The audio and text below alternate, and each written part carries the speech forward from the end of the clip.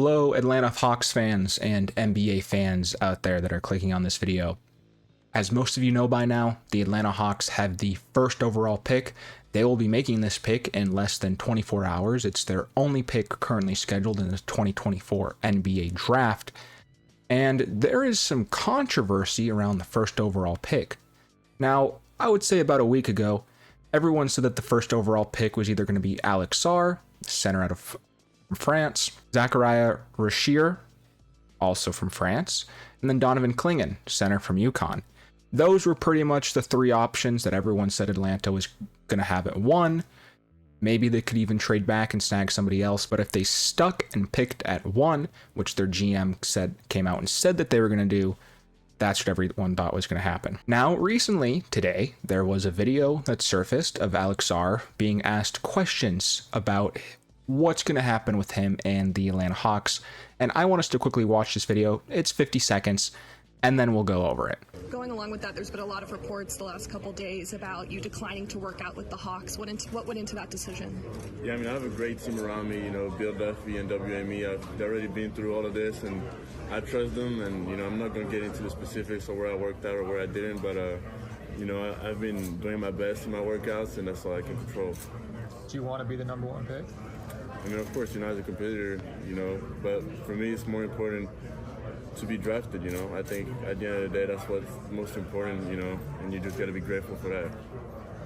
When you look at Atlanta and Washington, how do you feel like you could fit in those places? I mean, I think I can impact winning on any team I land at, I'm pretty confident in that.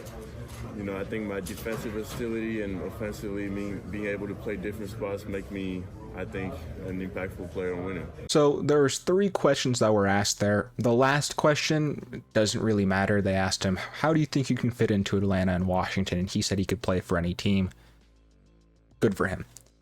The big question marks are the first two questions that were asked to him. First question was they were asked, why didn't he work out with the Atlanta Hawks?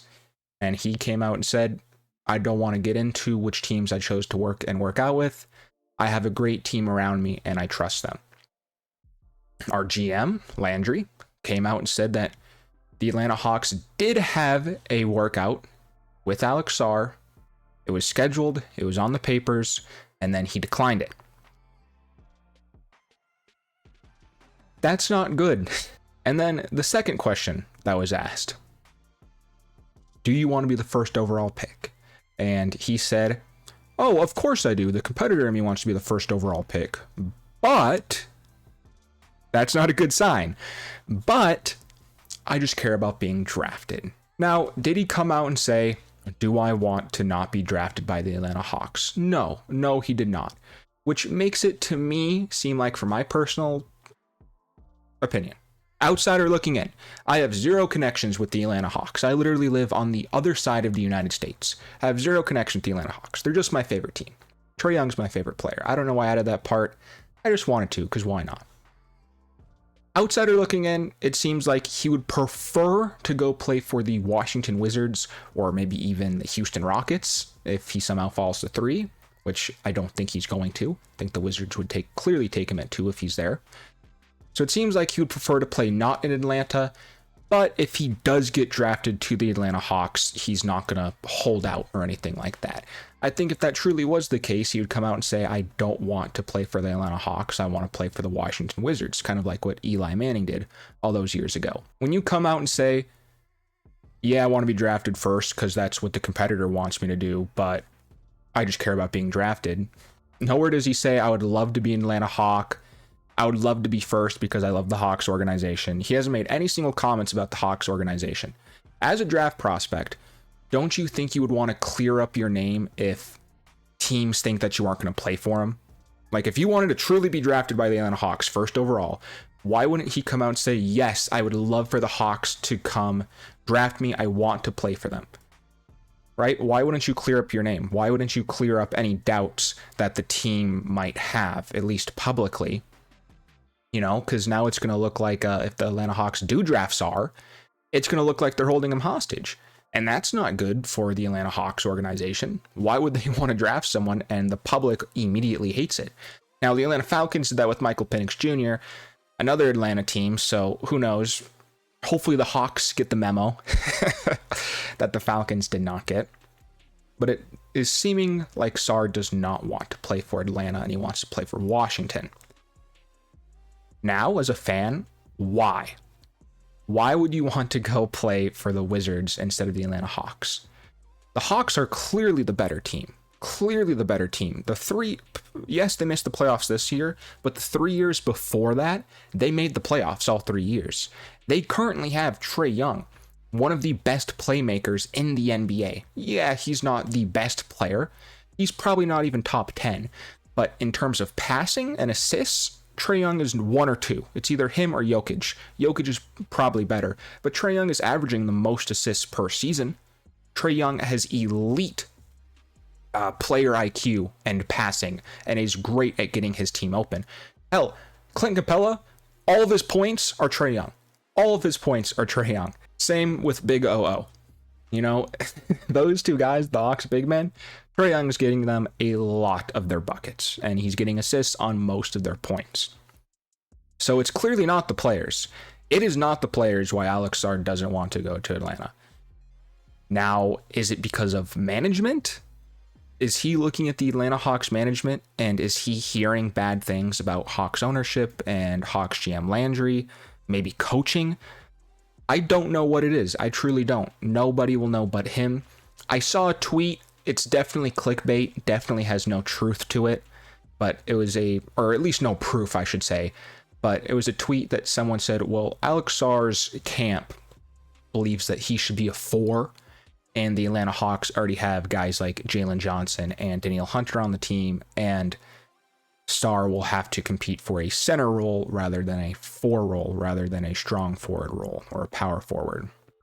But with Washington, he'll immediately be able to start, and with Atlanta, he might not see starting minutes.